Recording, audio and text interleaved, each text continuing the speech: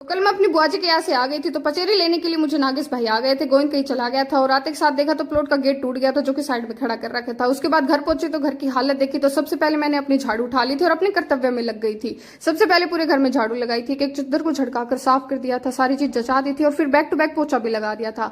फिर बारिश आ रखी थी तो बाहर वाले फर्श को भी वाइपर से साफ कर दिया था। सारा काम खत्म हुआ ही था कि हल्की हल्की बारिश की बूंदे आ गई थी, तो सब काम वापस से खराब कर दिया था। फिर मैंने अपने लिए चाय बनाई, साथ में ब्रेड भी सेक ली थी और 3 बज गए थे। बारिश का मौसम हो गया था तो मम्मी ने कह दी थी चुपचाप जाकर खेत में बरोटी ले आइए, क्योंकि तेरे भाई को पेपर है। तो मैं चल दी थी खेत में और देखो तो गोड्डा गोड्डा तक पानी भरो तो, और मेरे दादा इसी पानी में भी भरोटी काटने लगे रहो। और मेरे दादा है फौजी आदमी, काम खतर पीछे ना उठा, आगाओ आगे भाग्यो जाओ से कि मैं काट दूंगा। बाबा ने भरोटी काट दी थी और फिर मम्मी की नई चुन्नी को बलिदान दे दियो, तो पूरी चुन्नी खराब कर ली थी और सीधा हम प्लॉट में आएगा था।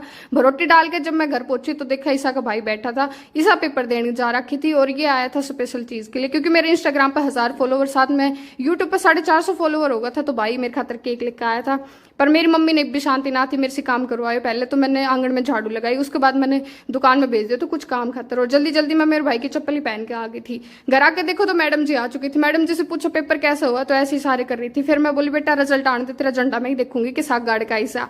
फिर उसके बाद हम सब भाई बालकन बुला लियो थे और फिर सारे जना बैठ गया था। मम्मी भी आ गई थी, माँ भी आ गई थी, सबने एक साथ बैठ कर केक कट कर लियो तो सब बालका ने खिला भी दियो तो। और फिर हम सारा चल दिया था गाँव का बस स्टैंड पर कुछ खान पीन के लिए। चाउमीन ऑर्डर करी पहले और कोल्ड ड्रिंक हम घर से लेकर आया था और साथ में फिंगर चिप्स की प्लेट भी बनवा ली थी। सबने 1 मिनट में ये सारा चीज साफ कर दी थी और उसके बाद हम चल दिया था वापस घर, उनको बाय बाय बोल दिया था।